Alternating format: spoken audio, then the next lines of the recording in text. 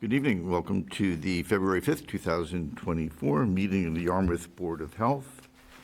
And to start, let's go with attendance. So people may just be listening and not looking, or vice versa. So let's start with Charlie. Are you present? Just raise your hand to say if you're present. Present. Okay, Larry. Present. I am as well. It's Hillard. And Mary. Present. And Eric. Present. Great, full house. Good, perfect. Just note this is a hybrid participation meeting, meaning a Zoom, or obviously you're going to attend in person here. Just some specifics here to read, and that is specific information such as instructions and guidelines for remote by members of the public and or parties with the right and or requirement to attend this meeting can be found on the town website, which is www.yarmouth.ma.us. For the public portion of this meeting, members of the public who wish to watch/listen and participate in the meeting may do so in the following manner. There's a whole list of things. I just suggest going online, and the instructions are pretty straightforward. So let's hit the agenda. I think we've got a long one here. So public comment. Is there someone in public either present here in Town Hall or at home would like to come forward? Comments, questions?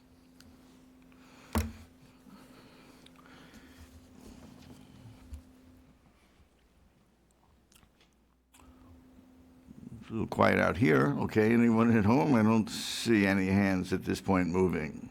Good, let's move along. Okay, number 2. This is an update. Associate board members, DY students. Listed here, Spencer Dowden, junior IP student. So, Mr. Chairman, before I speak to this issue, I'd just like to let you know that Christine Slack is going to be supporting us tonight. Erica Polite's last day, as you recall, was January 31st. Right. Christine is moving on. Eric has moved on. Christine is stepping in as help with the package, the technical support. So we want to thank her for being here tonight to support the board. Thank you, Christine. that's great, thanks. If you need things repeated, just say that. It happens. Sometimes things are scrambled up. Don't hesitate, just ask. If you need more time for the minutes, question, anything, okay? Just slow us up. Okay, good. To the agenda item, the Student Ambassador Program, the board talked about this last fall, and I've been working with the DY school system to try to identify students, either juniors or seniors, either involved in public health, government, environment, medicine, someone who might be interested in sitting in learning about what the Board of Health does, their responsibilities, and what are the varied issues that come before the board. They've identified one individual, Spencer Dowden. Unfortunately, he sent me an email tonight, and he said he's very apologetic, but he has agreed to be part of this. We're expecting one more student from the school. He was unable to come tonight. So at your next meeting, 2 student ambassadors will be here. And I do want to let the board know that this is not an internship. At first, they're not a voting member, but they're going to sit and listen. They're going to listen to what the issues that the board, how you deliberate on issues. And I think as it evolves, I would anticipate probably now with the school, probably a 3-month, interim of learning what the board does, and they'll see a whole variety, as you can see from tonight's agenda. There's a variety of things that come before the board, but they also might spark some interest where they take on a project, and I would guide them in that and help them with a small internship program, not for credits, but so they can get an understanding of what it is that a public health, a municipality handles, a Board of Health handles. So I'd work with them on that. So you'll get to meet Spencer at the next meeting. He was very apologetic, but that came in today, and it was just unavoidable. Okay, thank you. Looking forward to seeing him. Okay, number 3 on the agenda, you'll see it's a hearing that has to do with 2 Buttercup Lane in South Yarmouth, Massachusetts, and apparently there's a request variance expiration date extension. Thank you, Mr. Chairman. I have been in contact with both the applicant and the owners. Since their original variance is ended in right at the beginning of February, they have decided to take a different turn. they're going to do a different project with their house, what they're going to do. So they opted not to go with an extension for this evening. So they will, once they get the plans in, there'll be a whole new variance. They will come back in front of the board for a different variance. So So it sounds like we don't need to act upon this tonight. quick and easy. That's how easy. So this variance is expired. Yes, yes, ma'am. Thank you. Okay, great, thanks for They all clarifying know that. it. They both applicant and owners know it. So Okay, number 4 on the agenda, this is a hearing, another one, it's Millway Marina, saying 3, 9, and 15 Enterprise Road, so those are 3 different sites, so to speak, in Yarmouthport. And there's a request to increase the allowed volume of toxic or hazardous materials in the Aquifer Protection District, known as the APD. So just do me a favor, have a seat and just introduce yourselves to get started, and that's just for the record. Sure. Thank you. For the record, I'm Paul Tardif. I'm an attorney in Yarmouthport. I'm Carla. I work as service manager at Millway Marina. Ian? Ian O'Connell, I'm the GM, Millway Marina. Okay, welcome, everyone. So, Carl, it looks like you probably did a whole lot of homework for this evening. So, why don't you introduce us to the issue here and some background, and so. Sure, thank you. I'm Carl Lawson, Hazardous Materials Inspector with the Health Department. So, Millway Marina is a marine service facility. They've been located at 9 to 15 Enterprise Road for about 10 years now, so I'm very familiar with the business. And they've been operating at this location without incident. My most recent inspection there was on January 30th. All was in order. So they don't propose to do anything differently in terms of their operation. The only thing they propose to do differently is to increase the hazardous material storage from 200 to 900 gallons. And that'll be mostly in the form of oil. And that's because they have increased overall business in 10 years. A lot has changed. And the marine industry has also shifted away from 2-stroke engines and toward 4-stroke engines. The 4-stroke engines that they service now hold oil in the crankcases, like your car does, necessitating more new oil be stored and more waste oil is generated. The 2-stroke engines is more like your leaf blower or edge trimmer, in which the engine holds no oil. The oil is mixed with the gas, so they have a need to store more oil regardless of the increase in business. And they also acquired the adjacent location, next to a location of Enterprise Auto Body. And so there are about 100 gallons, 150 gallons worth of finishing and solvent materials associated with that. And I also encouraged Millway to be conservative in estimating their need on the high end, because I don't like to see a business agree to a limit and then find that they're impeded and can't operate freely, because then a lot of times that'll necessitate them returning for another round of hearings. So I encourage them to be conservative on the high end, and they did a very thorough job of reviewing their materials and itemizing what they need. So that's the proposal before you. Okay, let's go. Again, we're just expanding the business that we've already established back, and we were here in 2014. I'm sure you remember it. But we came at that point for 9 and 15 for our use. Went to the Board of Appeals after that, and were provided a special permit for use in the Aquifer Protection District. As Carl says, we've been working there ever since without incident. The nice thing about coming back to increase is that we have a track record now. It's not a brand new business that we're not really sure about it. Sometimes we have those. This one, we have a long list. It's 10 years of doing the right thing. Adding the property next door increases their ability to do what they do at the other location there. And so that's the reason, really, we want to increase the gallons. And as Carl said, we were encouraged to estimate high, and that's in case, someday you have 2 trucks that show up at the same time and now you're in violation, and that's the day that we're going to get an inspection. So we don't want that happening. We intend to keep doing what we're doing it well, doing it safely for the aquifer and the town. And so that's pretty much what we're doing. We have excellent people over there. That's the reason why for 10 years we've had no incidences, that people like Ian and Carla run the place and run it well, professionally, honestly. It's a good client.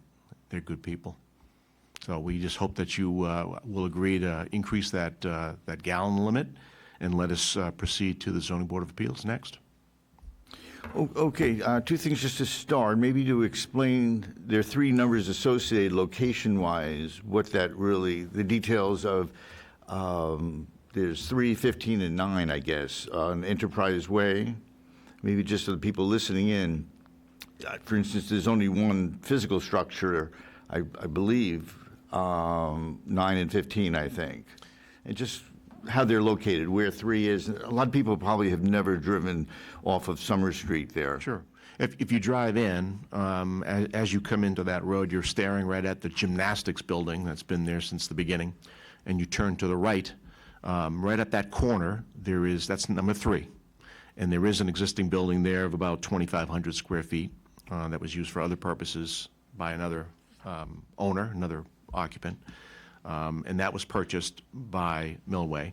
If you go down the road, the next property that you come to is another building of about 4,500, 4,600 square feet, and that is a combination of 9 and 15. It's really, the building crosses the lot line anyway. That's always been considered one property anyway. And in this case, if we are provided with the special permit eventually, the plan is to combine all 3 of these lots into one plan. We already have the plan ready to go. We obviously don't want to combine it unless we know, but that will be deeded to one common owner and put together that way. So that's where it is. The property directly behind these properties is the IFAW building. So just so you have an idea of where we are. And if you kept going straight, you'd run into the highway. So there's a couple other businesses down there, but that's generally where we are. Thank you. Just the public at home or those in the audience here, perhaps we can explain why Millway needs a variance. What is the issue here of hazardous toxic materials and whatever an aquifer is? A lot of people may not even know what that is. Maybe, Carl, could you just tell us a little bit about that, why a variance is needed here? Certainly. The location, all of these locations are adjacent. They're right next to each other, but they're in the Aquifer Protection District for the town's drinking water supply. So back in, as I understand, the late 80s, a drinking water consultant or a hydrogeologist identified that the water under this part of town, and it's a lot more than just this neighborhood, the water directly beneath contributes to the drinking water supply. Well, because of that, the locations within the Aquifer Protection District are zone restricted and allowed to store no more than typical household quantities, which is usually about 20 gallons. And this type of business cannot function with only 20 gallons of material. So they're requesting zoning relief to store more. And within that district, too, you may notice, because it includes all of Mid-Tech Drive, all of Old Townhouse Road, good portion of Station Ave, and White's Path, there are a lot of businesses that use and store toxic hazardous materials. Some of them were there before the bylaw was developed in 1989. So they are allowed to remain. They don't need a variance for their quantities, but they have to follow all the regulations. Then there are some that arrived after the Aquifer Protection Bylaw went into effect. And those businesses seek zoning relief like Millway Marine is.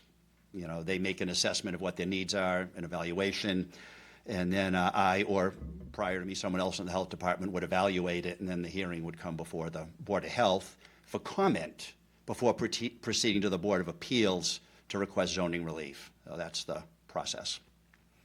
So, I mean, one thing that's important for this board, what we have to make decisions about, is encouraging businesses looking for success, you know, business-wise in town. We all benefit from it. And the other issue, of course, is versus risk for the drinking water.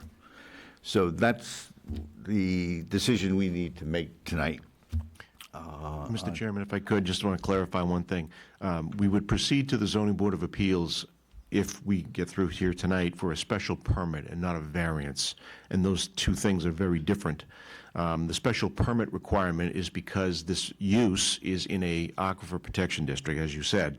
The purpose of the special permit is to stop all this from rolling downhill quickly and have boards such as yourself and the Zoning Board of Appeals take a look, make sure that all of those requirements to protect the aquifer are met. And that's why we always start with this board, because the zoning board usually will say, thanks for coming. Right. What did the Board of Health say? Right. So Long that's, history of that. so that's the purpose of having, it's a stopgap to make sure that the use is going to be proper and in compliance with the requirements for that zoning district, so.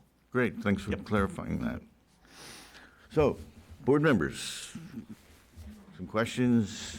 What do we need to? Carl, you said that if we were to approve the additional 700 gallons, there would be a need for the petitioner to install more secondary containment. Yes, more secondary containment of the same variety that they already have, yes. And is that something you all are planning to do? Yes. And why don't you explain what sort of what a pallet means, or what, secondary containments for, toxic materials? What does that mean? So in their case, most of their containers are 55-gallon steel drums. So the 55-gallon steel drum is placed inside a plastic or polyurethane drum container.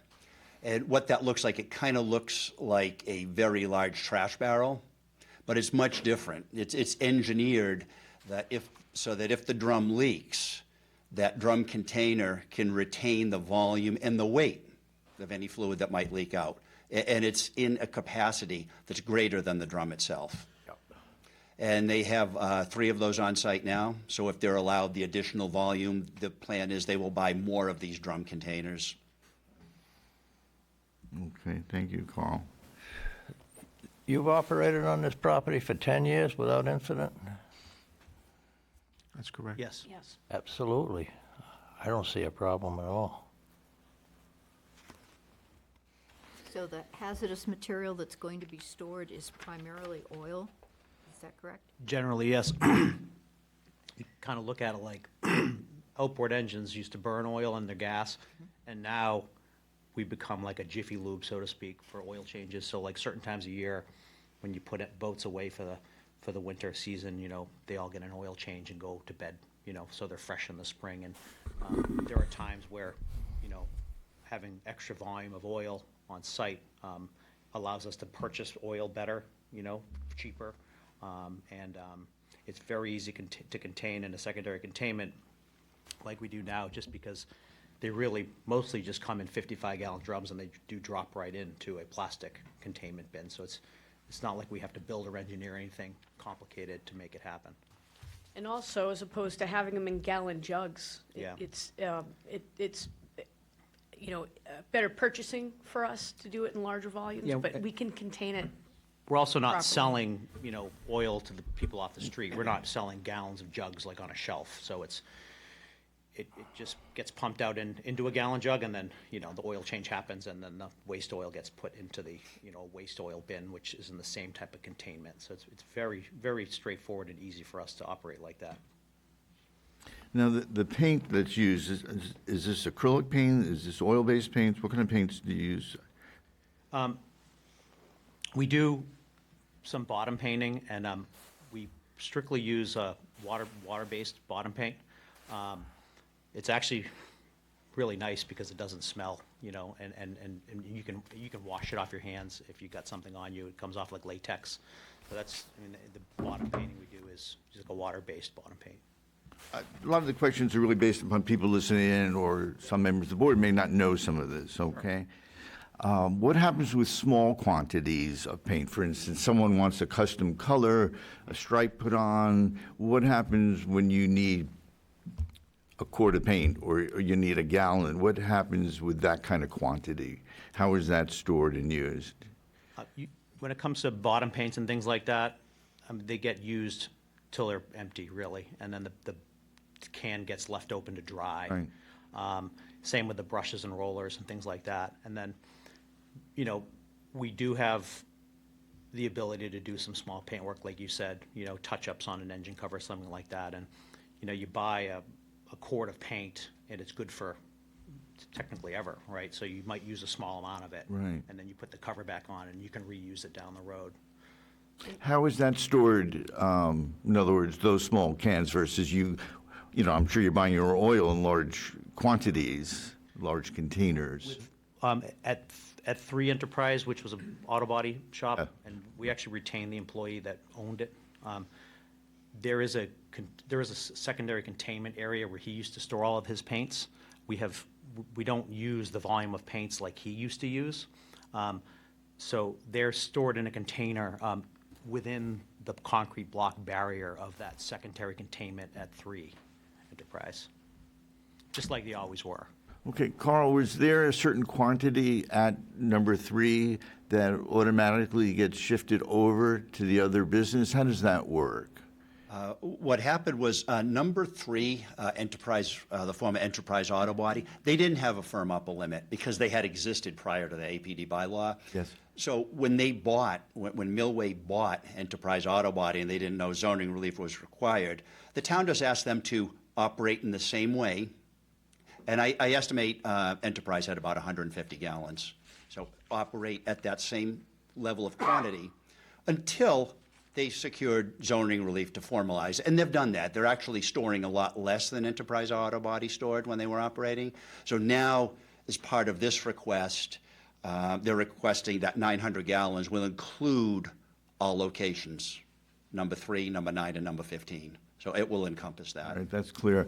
The other question is, what happens with the boats that are there? The tanks, do they contain fuel? In other words, I just drove by over the weekend, and there must have been about a dozen, some good-sized boats there. I'm not sure how those quantities or that volume enters this equation, that it's a certain number of volumes that are over the aquifer again. What does that mean for us here making the decision?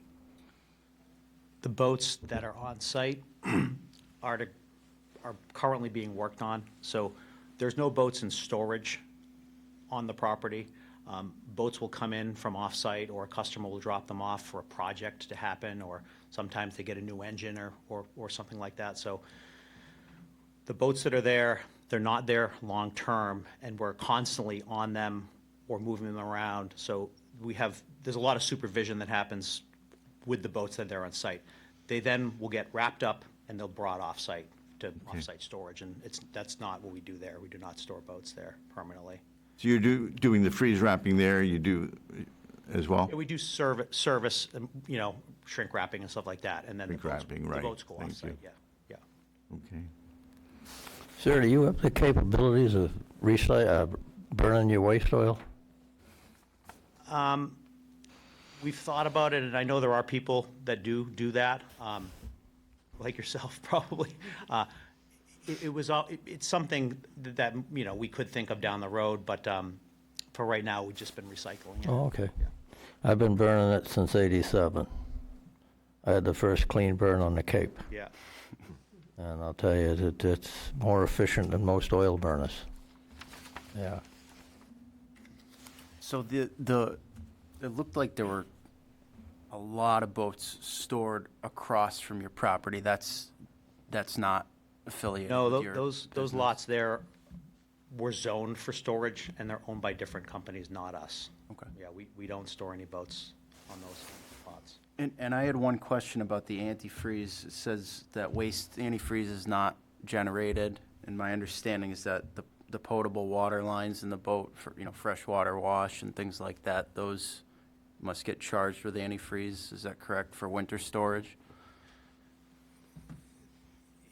In the past, I think marinas used a lot of non-toxic, it's called non-toxic antifreeze, but we do understand it is still considered antifreeze. We've been doing more air blowing through the lines. There are certain small loops that, you know, you do still have to use small amounts of the pink, not like your RV would use it, or, you know, your plumber would use it, and if a house was being worked on, the heating system was shut off, propylene glycol. And so Anything that's very small, we will do like a toilet or something like that, but we don't commission any systems there for that purpose. The boat will be delivered to the customer's house, or the boat will be delivered in the spring to its slip in the marina. The systems are then tested. So you're not discharging any of that no. antifreeze No. on They're site? taken away, so that happens when we launch the boat, and that's either going to be in Hyannis or all over the Cape, or Yeah. mostly Barnstable, where our ramp is next to the marina. Okay. What measures are taken for the boats outside? In other words, vandalism, weather-wise, if there is an accident, if some fuel is dripping, whatever. What is there? I'd be more concerned outside than inside. I'm sure the buildings are locked.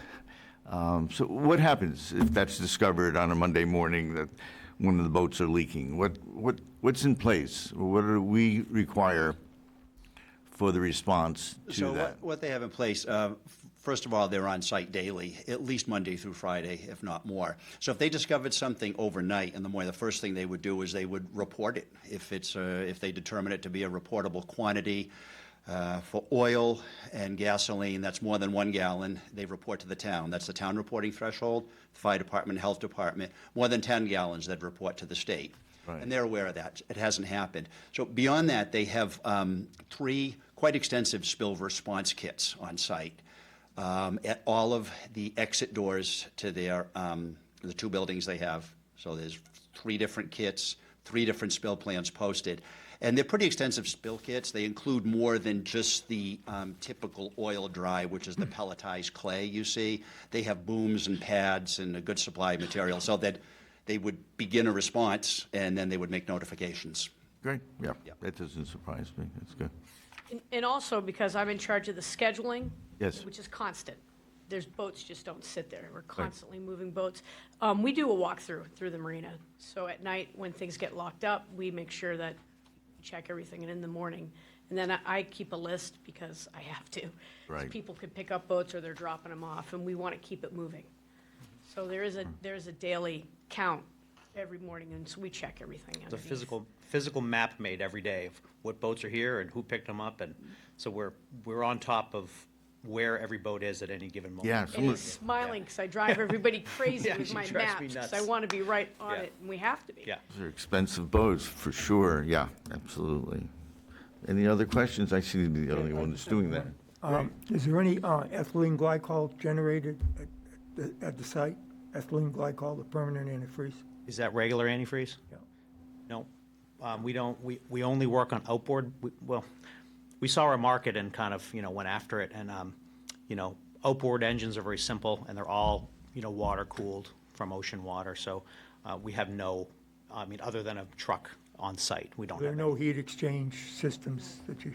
none, thankfully. Yeah. Anyone want to move forward with this, or make a motion, and so we can make a decision? Sure. I move that we approve the request to increase the volume of toxic waste, hazardous material at 3, 9, and 15 Enterprise Road to, it was 900 gallons, is that correct? Yeah. Carl? Yeah, Yes. Second that. that's great. Any further discussion? Just want to amend that we also include the conditions recommended by the Health Department, which are no different than what they had before. Thank you. Okay, let's skip voting on that, let's assume it's correct. Okay, so let's vote on the motion, all in favor, just say aye and raise your hand. Aye. That's unanimous, fine, it passes. Good luck with the business, keep growing. Thank you guys very much. Good for you. Thank you. Thank you. Okay, everyone, number 5 on the agenda here is another hearing, and this is for Agway of Cape Cod, located at 373 White's Path in South Yarmouth, Massachusetts. Once again, here, request to increase the allowed volume of toxic or hazardous materials in the Aquifer Protection District, which we usually refer to as the APD. So once again, for the record, just introduce yourselves to the board. Thank you. For the record, I'm Paul Tardif, an attorney in Yarmouthport. Joshua Weil, co-owner, AgWave Cape Cod. John Ostman, I'm a business consultant at AgWave Cape Cod. Welcome.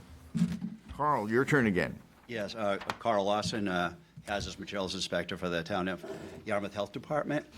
So the proposal before you is from Agway of Cape Cod, and they're currently at 373 White's Path. It's a newer warehouse that was constructed around 2015. And all they do at that location is it acts as a depot. They store dry fertilizer and plant food for their 3 retail stores, all located on the Cape. Their most recent inspection was on December 21st. I was there. I found everything to be in order. They've been operating in town at this location since 2016 without incident. And they were before the board in 2016 with their initial proposal. So what they propose to do now is increase their storage of dry hazardous materials from the size of the pallet rack structures in Unit A, that's what's allowed now, to the size of the pallet rack structures in Units A, B, and C collectively, in effect tripling the amount of storage they have. Now, the only thing they store is dry fertilizer and dry plant food. But they'd like to have more backup stock for their retail stores, which are busier now than they were 8 years ago, and also to more fully utilize their building. So it's a very straightforward proposal in that they don't use any of the materials on site. They strictly bring materials in, store them, and then remove them and deliver them to their retail stores. And along the same lines, therefore, no hazardous waste of any kind is generated. So that's the proposal, and it's a very straightforward one.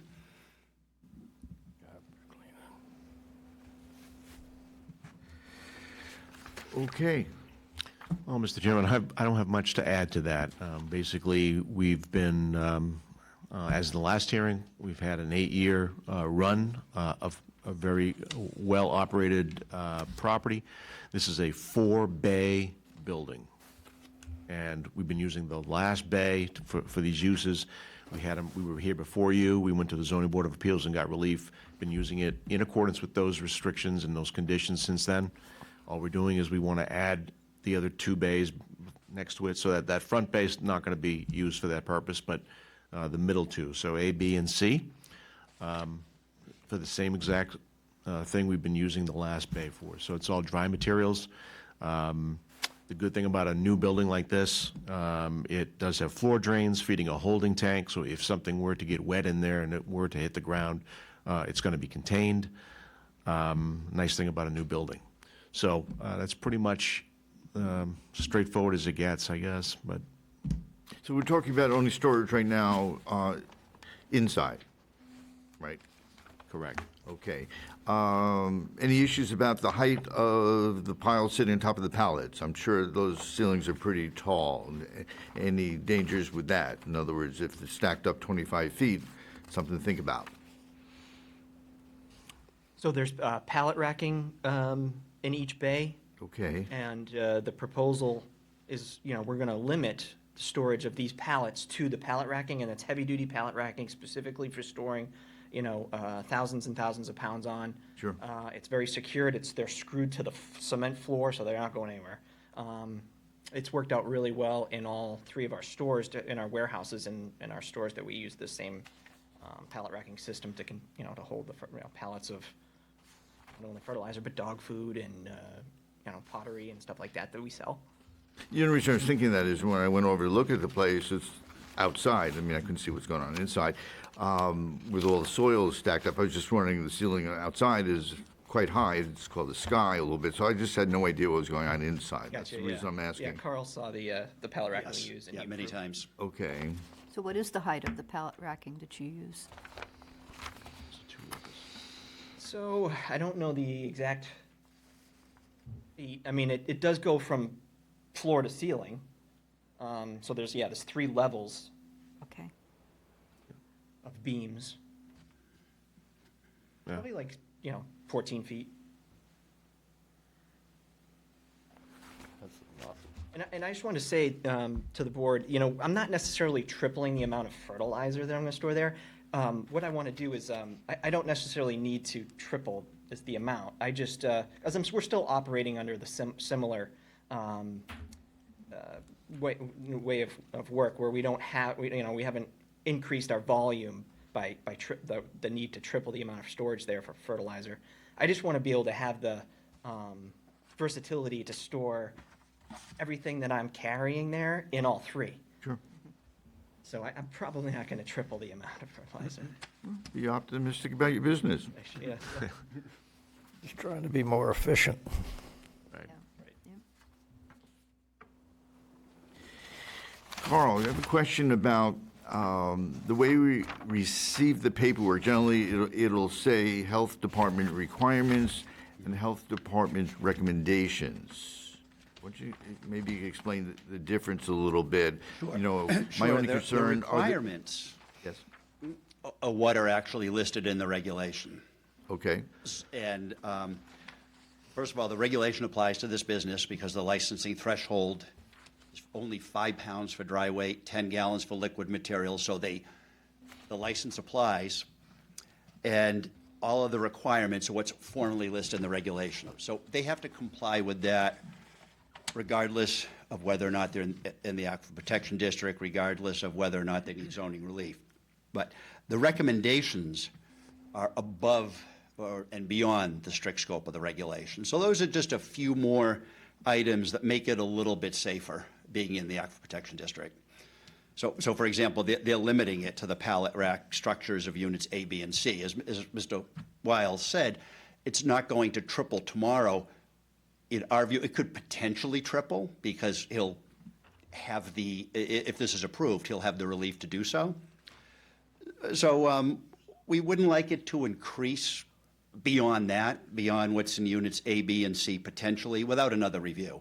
No storage of liquid materials is allowed. I'm just reading them. A detailed spill containment plan posted, that's item 3. No vehicle washing, no vehicle repair. So those are just a few extra measures to make it a little safer. And furthermore, Agway has not expressed a need to have any of these operations present. Right. So when we're voting on this, Right. are we including the recommendations, or some of these recommendations should be listed as the town's requirements that we're adding on? So the requirements, which you see on page 5 Yes. of the memo, and they continue on to page 6. Yes. And they're numbered 1 through 10. Right. Those are going to be required no matter how the board votes. The conditions 1 to 5 on page 6 under Health Department recommendations, that's up to the board. So those are recommendations that we're giving the board from the Health Department based on our experience. The board can accept them or reject all of them or amend them. So that's up to you as board members to decide whether or not you want to apply those conditions or not. So if we would want, 1 through 5 here of Health Department recommendations, that needs to be stated in a motion that if we want that to be a requirement?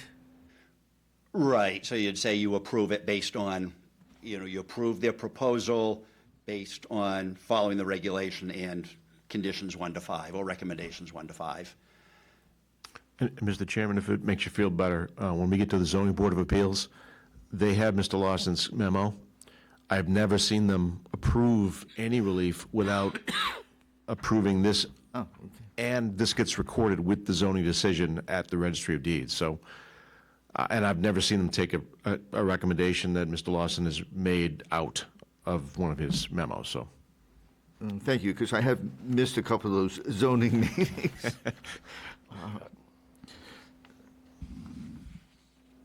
Do you currently have a spill containment plan on site? Yeah, it's posted on the door of Bay A. I'll post it on all 3 doors. I also have like a spill kit just in case, even though we don't have any liquids on site. Sure. But, I have a nice bucket with, because if I break a bag, then, prior, the health department wanted to know that I had the proper measures to like clean it up and make sure it doesn't get anywhere. And you don't have plans to store liquid material? No.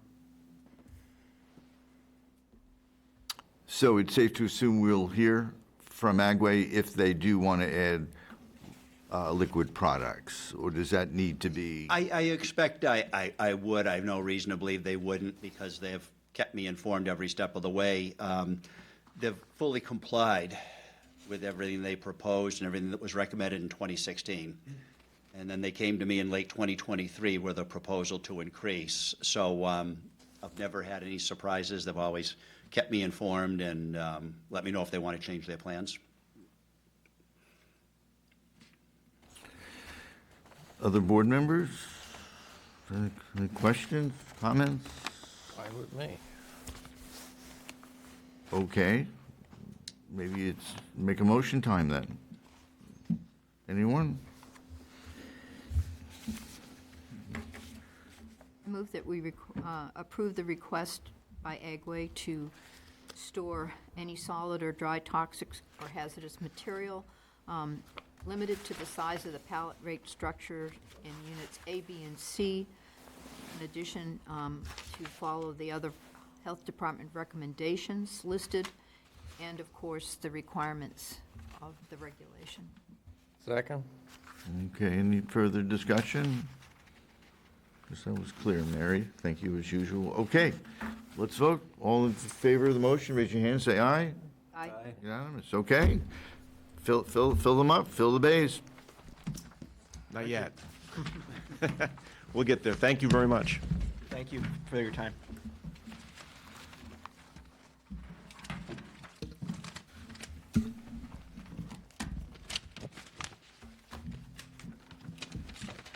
See ya.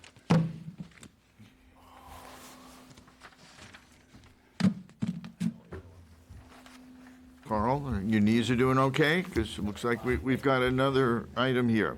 This is number 6. This is a hearing for Breakwater Pools located at 24 Easy Street in Yarmouthport. And I can just read you a couple of things here. It says, request to store toxic or hazardous materials in an amount greater than those commonly associated with normal household use as listed in Yarmouth zoning bylaws, section 406-5113. Okay, all right, Carl, this is your last one, 3 for 3. Let's go for it. Yeah, so Have someone Breakwater here. Pools Great, is, excuse me, great. Want to come forward?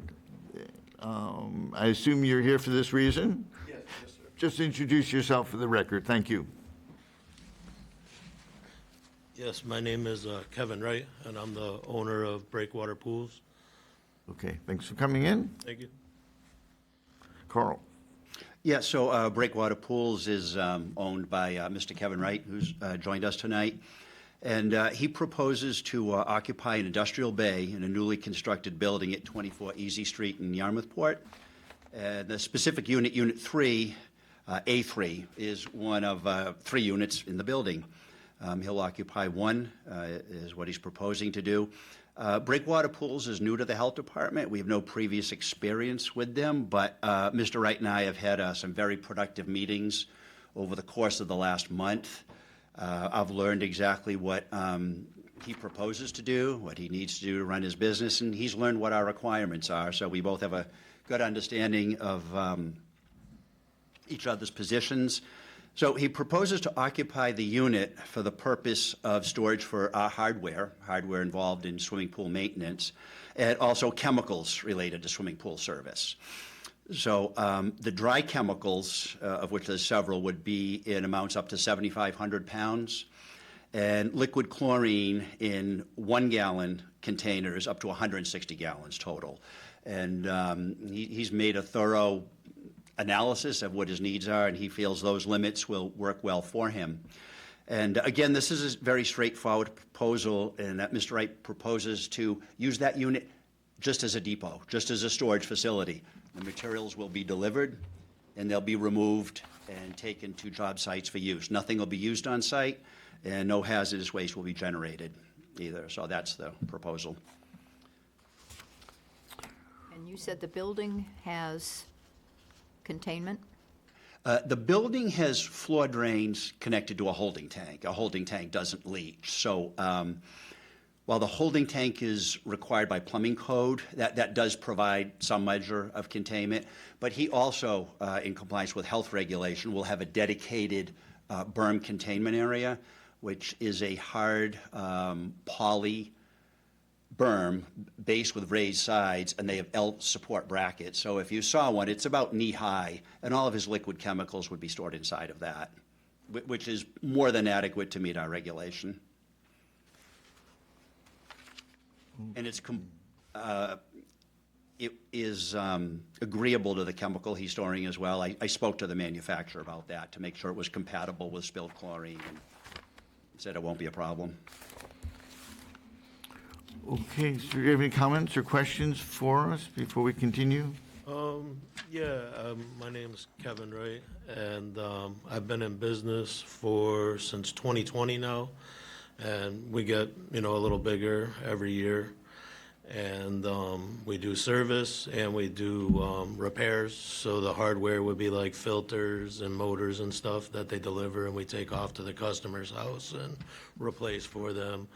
The chemicals would be to balance and maintain the pools. We're not specifically going to work out of there. We're just kind of meet up there in the morning and load up the stuff and leave, and we would be back at the end of the day, so there wouldn't be a lot of times that we're really there. When the company would come to bring the chemicals, there would be a code on the door so that they can just open the door, bring the chemicals in, and then close everything down and shut the door and leave.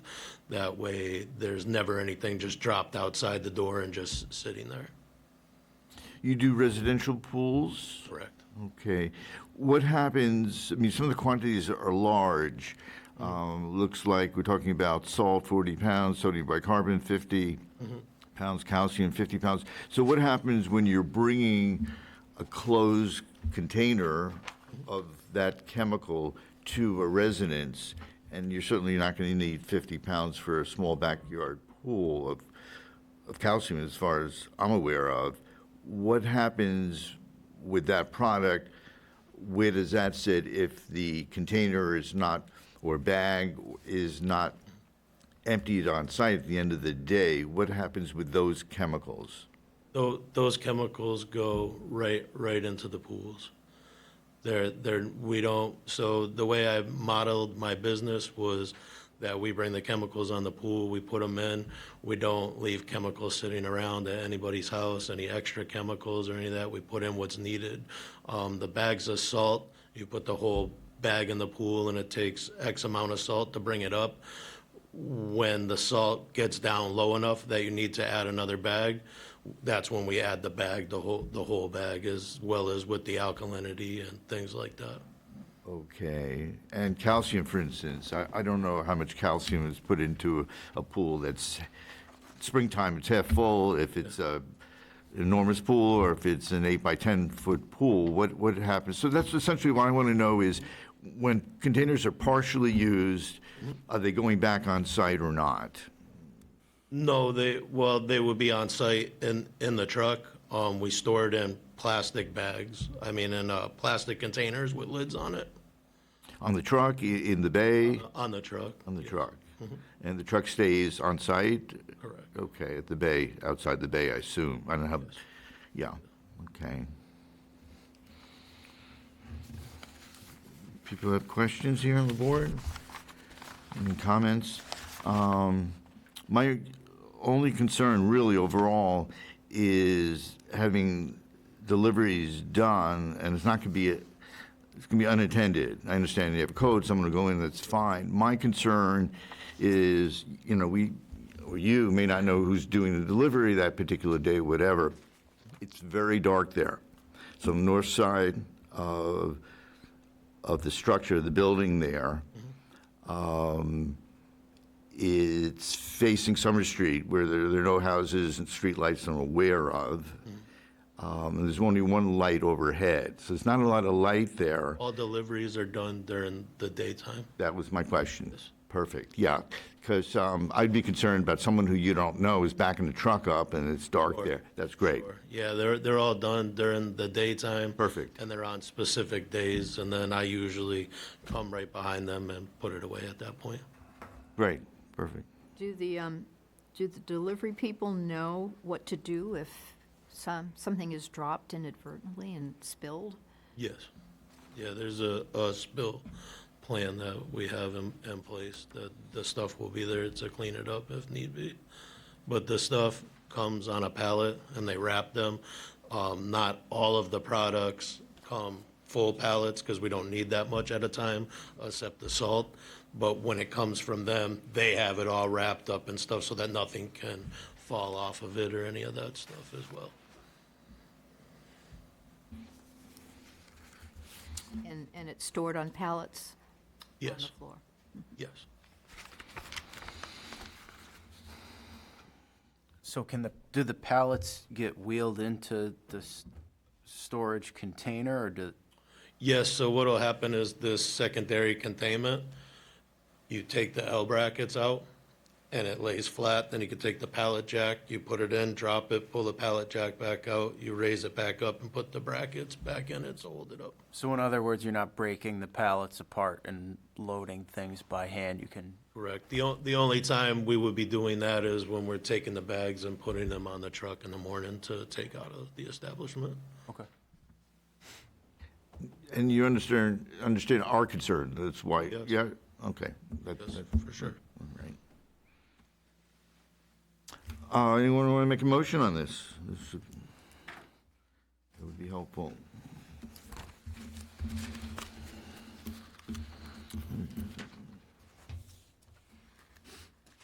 Move that we approve the request to store toxic or hazardous materials in the amount greater than the normal household use.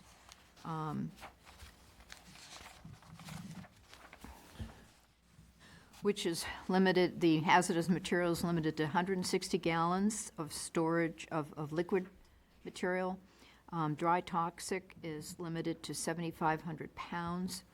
A detailed material spill containment plan must be conspicuously posted.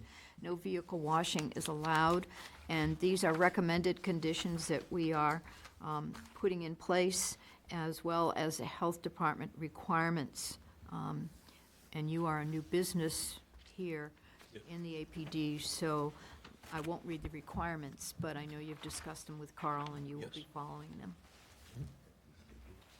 And this is for breakwater pools at 24 Easy Street in Yarmouthport at Unit 24A3. Great, okay.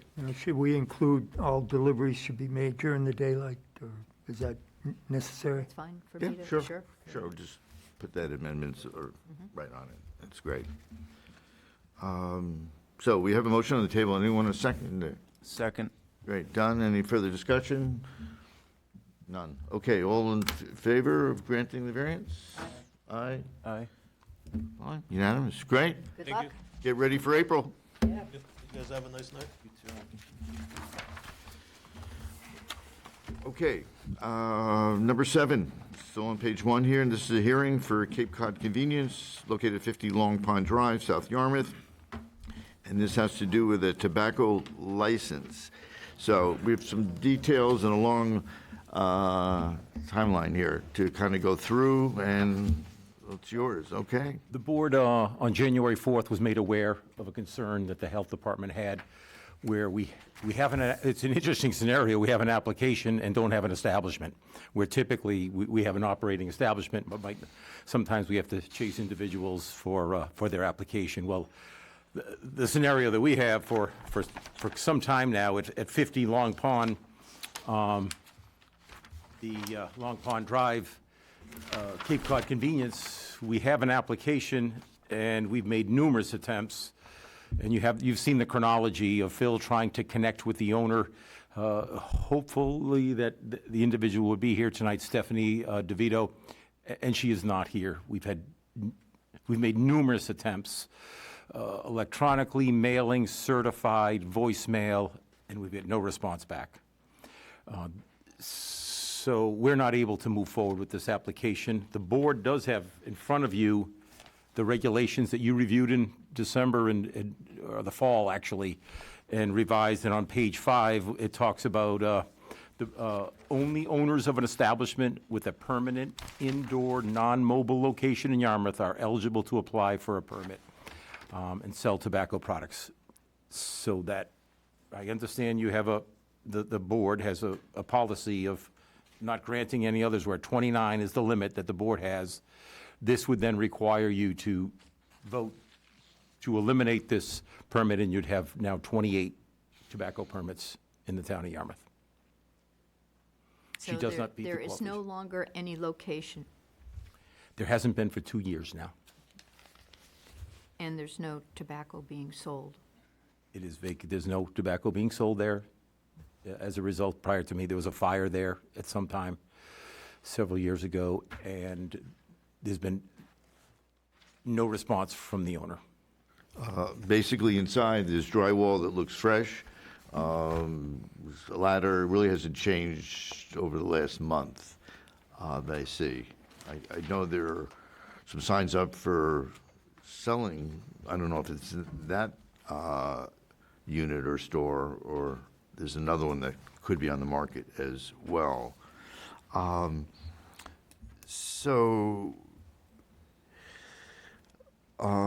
The new owner then did have an active, or never did after December 10th, 2021, when the business was purchased. Right. Only had it for a short amount of time, very short amount of time. Had a Yes. permit. Then, my understanding, again, I wasn't here in town, there was a fire there, from my understanding from Phil. Yeah, according to Phil, who did a nice job here, he's just a health inspector, if anyone doesn't know that. Looks like on February 14th, 2022, there's a fire and the retail store closed. Right. So looking at that building, I went over several times, I went over today, it's still closed. So this is a business that seems to be closed to me. It has Is that been. correct? It has been since, since '22. Right. I think our regulation is pretty clear. It says, as of the effective date, any. Mary, just tell Yeah, everyone go ahead. where we are on it. That's Oh, all. on page 6 Yeah. of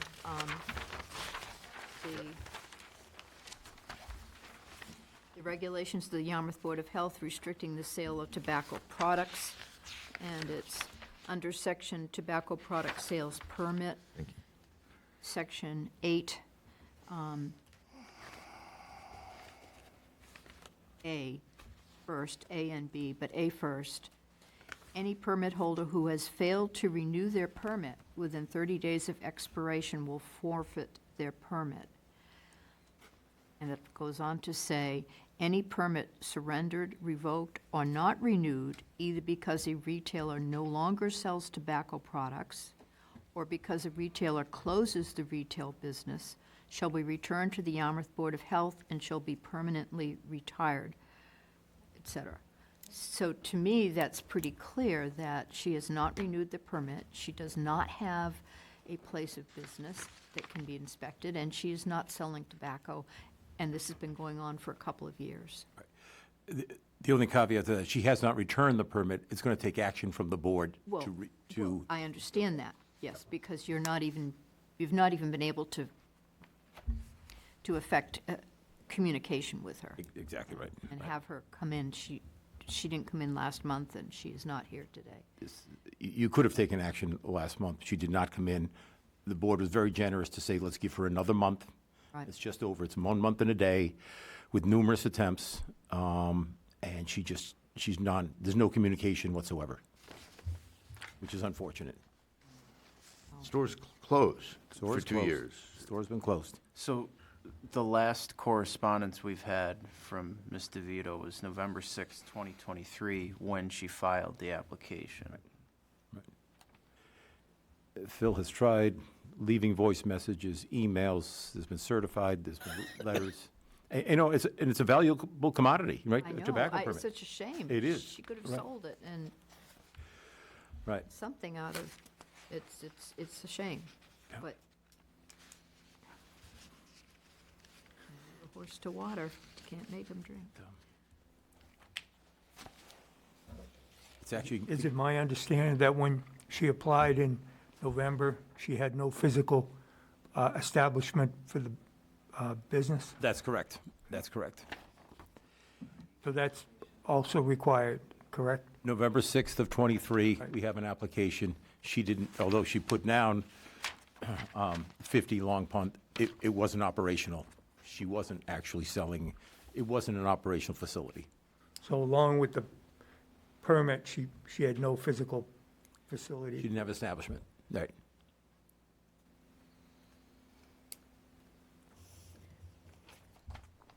And we're unaware that there is an establishment presently that would conform to this regulation.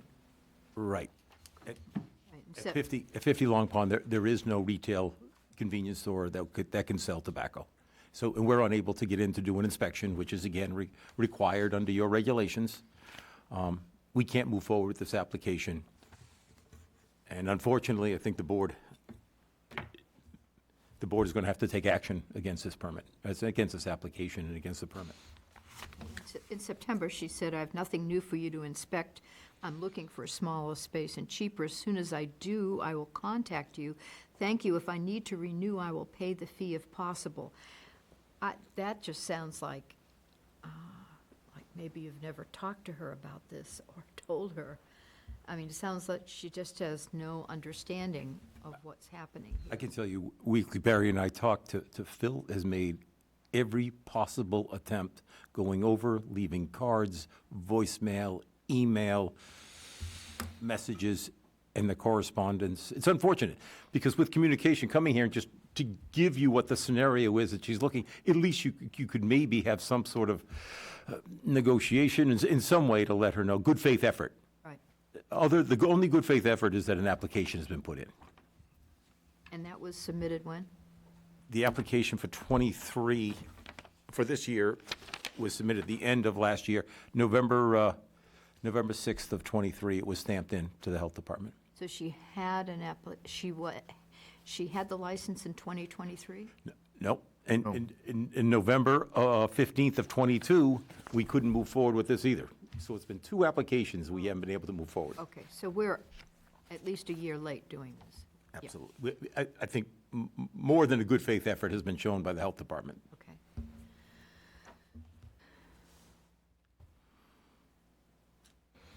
It puts some responsibility on the owner. Yes. I mean, it's a You don't have serious the time, thing. Phil doesn't have the time to be, constantly sending emails or letters, calling, stopping by. That's not how it should work. With the time restraints that your department has. I feel confident that every effort has been made by the staff to try to, we made a responsible effort to be in touch. This isn't just 1 or 2 messages. This is on a consistent basis over a long period of time. Recommendation is the board is going to have to take action against this permit. Just say it again, there's no business. There is no, but you can't issue, we are not able to issue as operationally, and the board then has the responsibility to fulfill the tobacco regulations. The space is empty. I don't know if you saw it or not. There's nothing in there at all. It's just construction, the construction hasn't moved along either. Do we know if this business owner is still technically involved in a lease agreement with this There's a property for owner? lease sign out front.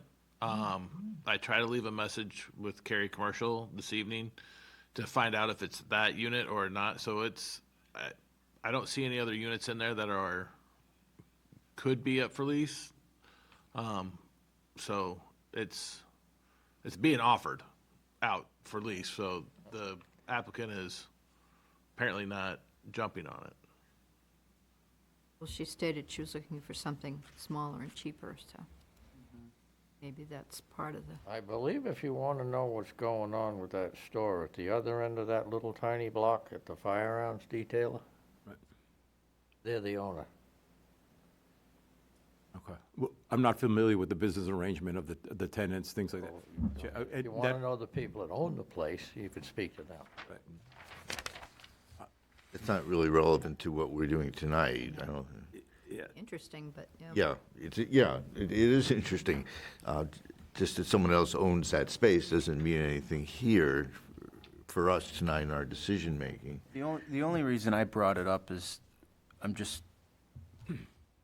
mean, does this individual have the right to, I suppose anyone has the right to take legal action against this board, right? Sure, the board has been sued. people can can sue The only reason anyone I'm for bringing this anything. up is that Boards, it's not Technically- infrequently, it does happen with boards. technically, we don't know if the business is closed, right? I mean, Well, if there's nobody in well, there. I understand. And there's no one selling tobacco. I understand, yeah. It's a concept, Yeah. right, is what it is. That's how I see it. Now, no, certainly I'm not a lawyer No, either. but we have sound legal ground to make this decision based on our regulation. Good question. Yeah, That's all I'm really getting It's at. our authority question. to enforce these regulations. Okay.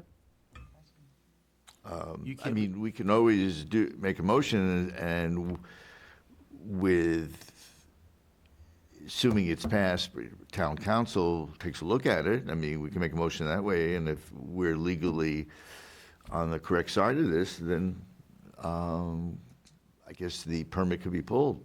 I think it would be great to have town council take a look at it, but, That's an but excellent I think we've point. given plenty of opportunity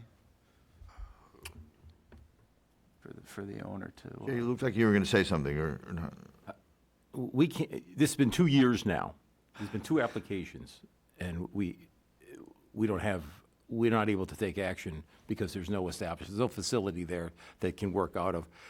Quite frankly, the owner has a responsibility to communicate with, whether it's come in and get an inspection, let us know what the status is. There's clearly a working relationship has to be established between a permit holder and the Board of Health, a working relationship. They need to know the rules. We want to educate and engage with them. The fact that we haven't been able to engage with this individual, that's really unfortunate. That's not how we want to do business, to educate and communicate. If the board wants to wait to get town council, the solicitor, to look this over, I can certainly do that. I think the regulations are fairly clear.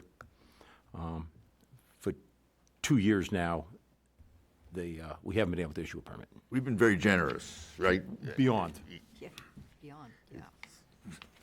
So, anyone want to make a motion here? I move that the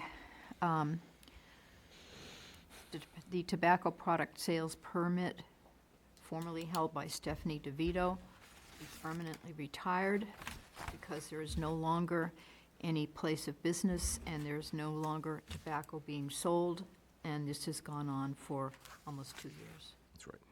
Is there I second that. Okay, any further discussion about it? I mean, this is something we generally don't want to be doing, but, No, but okay, so let's vote. All in favor of the motion, raise your hand, say aye. It's unanimous as well. Okay, so the permits, Your regulations will now be amended to say there's 28 permits in town. yeah. yes. Okay, as long as you're aware. Okay. Okay, number 8, this is on page 2. It's an update, proposed Seasons Corner Market / Shell Station at 473, 479, 487 Station Ave, South Yarmouth. So this is an update. Am I looking in the right direction? Carl's got a little bit of this. This is. Great. So the board is aware, this is the new station right across from Stop and Shop, right? The transfer, right. there's little moving parts, the Shell station will be decommissioned, and it moves across the street. You're familiar with it? Yes. But we do have some updates. Hi, everyone. Yeah, as Jay mentioned, this is the station that's presently under construction right across from Stop and Shop. And so this project came before the board in 2019. Regarding the fuel service, they're going to have 2 new 20,000-gallon fuel tanks installed. Actually, they are already installed. They're not operational yet. But as part of the agreement with the town, the owner of Seasons Market is arranged to remove all the underground storage tanks at Station Ave Shell, 446 Station Ave, which is just down the street. They own that property. And also to have all of the fuel tanks removed from 433 Station Ave. That's the Sunoco station. At 433, it's on the corner, Old Townhouse and Station Ave. They don't own that, but they made some arrangement with the owner that the tanks will be removed, and no new tanks will be installed at either location. So both of those stations will cease to sell fuel anymore. So the end result is there'll be a net reduction of the volume of fuel stored in underground tanks in the Aquifer Protection District. The Health Department met with the attorney for the project and two of the company representatives last Friday on February 2nd. And the company expects the fuel service, the retail fuel service, to be operational by late March. As I mentioned, the tanks are installed, the new ones, they're not operational yet. Once the fuel sales begin at the new location, according to a zoning board of appeals decision, the fuel sales at those other two locations, at Sunoco and Shell, have to stop within 14 days. The company representatives told us they expect those sales to end immediately, so they plan to beat the 14-day deadline. And then furthermore, the tanks that are to be removed, according to a zoning board of appeals decision, they have to be removed within 9 months. The company representatives stated to us last Friday that'll probably happen within 2 months. So they expect to beat that deadline as well. And we spoke about the other health department requirement that an as-built, a finished plan of the newly installed tanks be submitted to the health department with certifications by the designing engineer. And they expect that to happen within a month of opening, which is acceptable to us. So that's the progress report, and everything seems to be moving along as it should regarding the fuel storage. Any update on the lot where the current Shell station is? Across the street from the new one. Well, the tanks will have to be removed within 9 months. Anything else for what's there? I'm not fully aware. I know that the site has to be I don't want to say remediated because that sounds like there's contamination. The site has to be deconstructed. Right, that's kind of, maybe there isn't any update on that. I know we spent a lot of time on it, landscaping it, and a lot of detail to that, as I recall, but, okay. So I'm sorry, I don't have the details of the work or the time frame for that redevelopment, yes. Mr. Chairman, in that meeting, the attorney referenced the easement for the sidewalk that the board talked about, Right. the 15-foot landscaping that was going to happen up front. All that still remains in place. Great, okay. Mr. Lawson, what about the tanks at the Sunoco station? Are they going to be removed as well, or They will, that's part of the agreement. Okay. That the at the same time frame? Yes, yeah, the same time frame. So the fuel sales will required to stop within 14 days, and the tanks removed within 9 months. But the company representatives expect the fuel sales to stop the next day after the new station becomes operational. And again, with those tanks, they expect them to be removed within 2 months. And then I should also mention, both of those properties will be deed restricted to never have fuel storage or sales again. The attorney literally said on probably a scenario where a Sunday night at midnight, the sales would, or at a certain time, the sales would stop.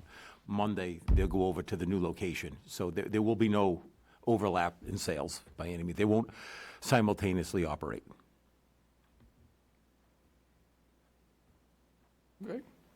And we have requirements, I assume we do, in place for draining those tanks when they're removed. I mean, of what goes on, removing all that fuel from the old tanks at the other. There are, in fact, fire code requirements regarding the decommissioning, deconstruction, and removal of the old tanks, yes. Okay. So that's the fire department? Yes. Okay, thank you. Kind of back to the tobacco, they are in the process of right now switching their license from the current Shell to the new Shell. They're in the process of doing all their online applications and stuff like that right now, so that'll be a smooth transition also. But they are completely reapplying and for their tobacco regulation applications And retail. and retail, Right. food, retail. It's the same people who are going to be owning it and running it, the convenience store part of it? Yep. Okay, so, And there will be a coffee shop in there also on the leased out to another company.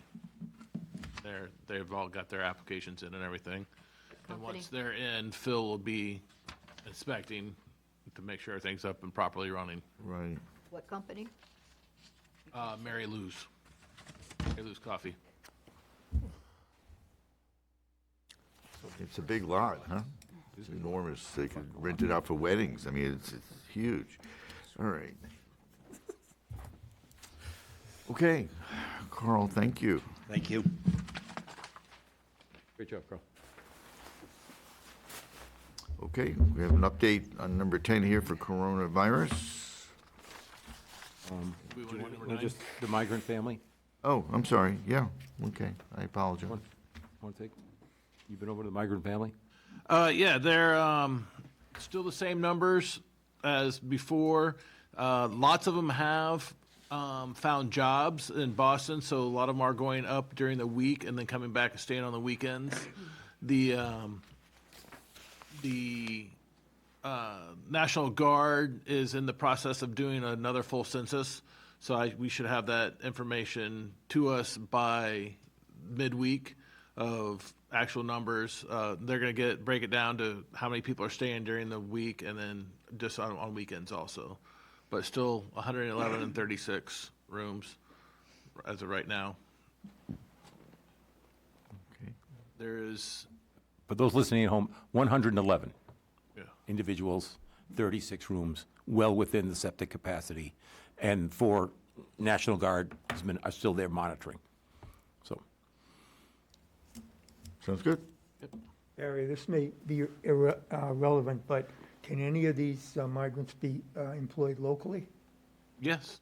Okay. I So don't, is that, is the business community aware of that, or is that? pretty sure that the state is getting the ones that were working, probably social security numbers. I know usually when I stop by, there's usually 10 to 15 people in the lobby studying English, all the way from little kids to families, couples, adults, learning English.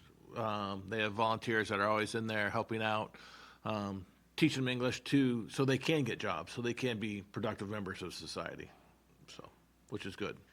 Summertime should help with employment if they're Yes. still here. With a lot of the Definitely. jobs not requiring someone to be bilingual also.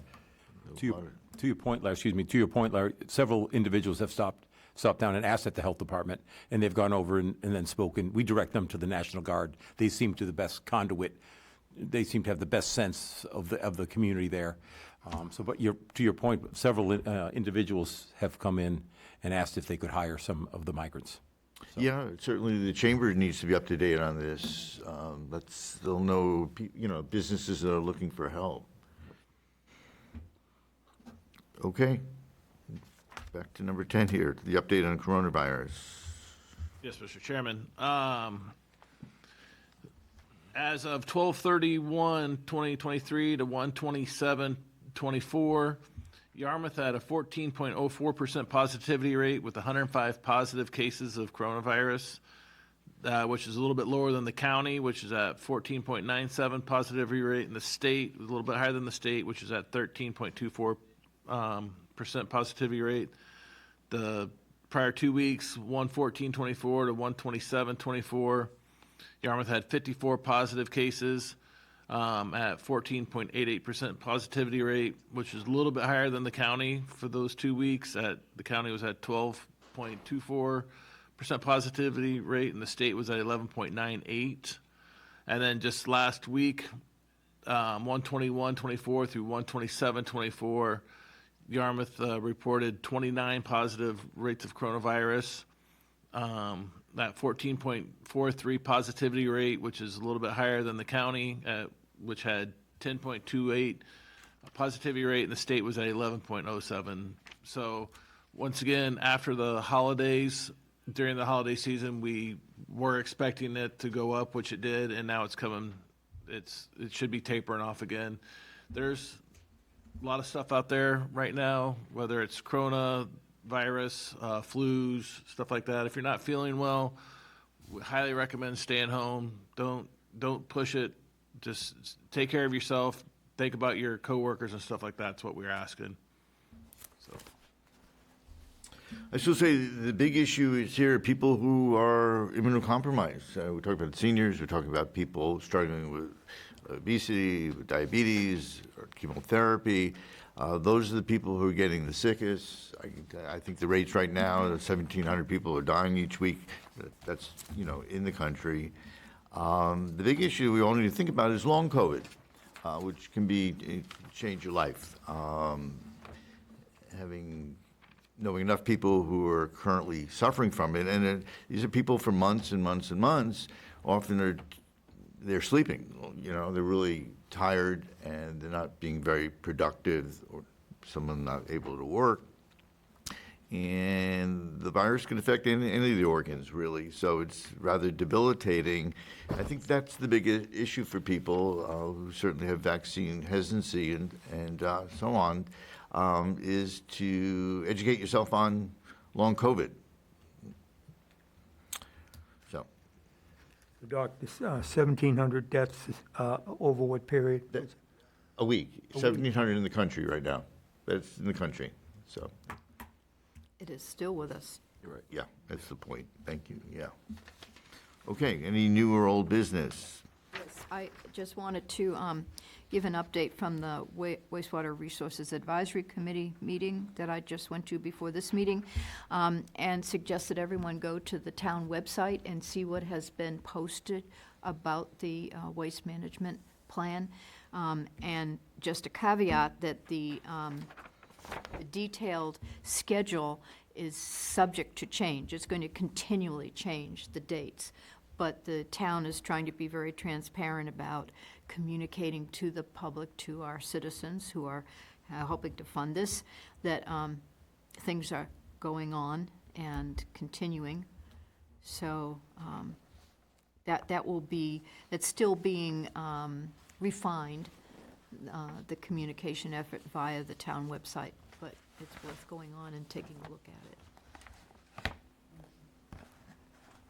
Okay. I